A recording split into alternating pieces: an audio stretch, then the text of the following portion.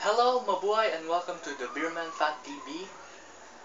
I'm Andre Alvaro, at ito na po ang comments below, kung saan lahat ng fans ng San Miguel Beerman ay nagbigay reaksyon tungkol sa every match ng game related sa San Miguel Beerman match against opposition team.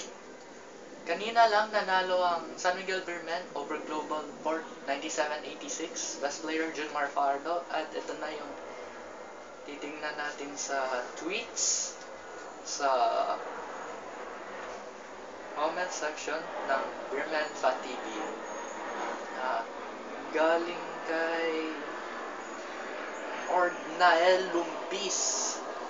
Ang sabi, sayang di ko napanood pero ayos lang basta panalo ang San Miguel Beerman.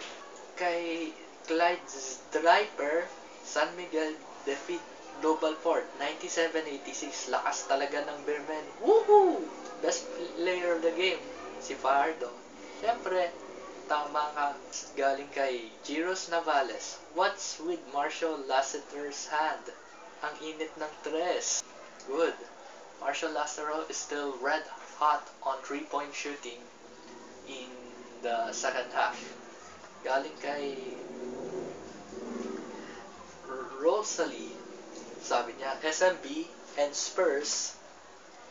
Tottenham? Hindi. San Antonio Spurs, siyempre. SMB and Spurs today. Go Spurs, go! SMB Beerman. Ba? Fan pala ito ng San Antonio sa kabila, which is NBA team.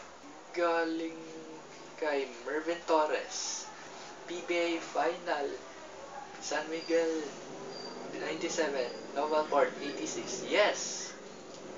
Hashtag SMB. Galing kay MJ Suniga, 1-0, Fear the Beer, PBA 2016, San Miguel Beerman. Galing kay Zyril Unstoppable 21, San Miguel Beerman, still the best team right now. Congrats SMB, Fear the Beer. Kamali pa. At galing kay Janine De La Cruz, 21.17 rebounds. Nagmamamaw na naman si John Mara. Kaya nga siya ang best player. Yun. Okay na yun. Nasabi na lahat ng Beerman fans tungkol sa resulta ng pagkapanalo kontra sa Global Port kanina lang. At 1-0 na po sa team standing sa Beerman. Kaya San Miguel is now on the top 2 on the team standings overall in the 41st PBA season. What a good start. Anyway, meron kayong sasabihin pa sa tweets? Tweet nyo lang kami sa The Beerman Fan TV on Twitter.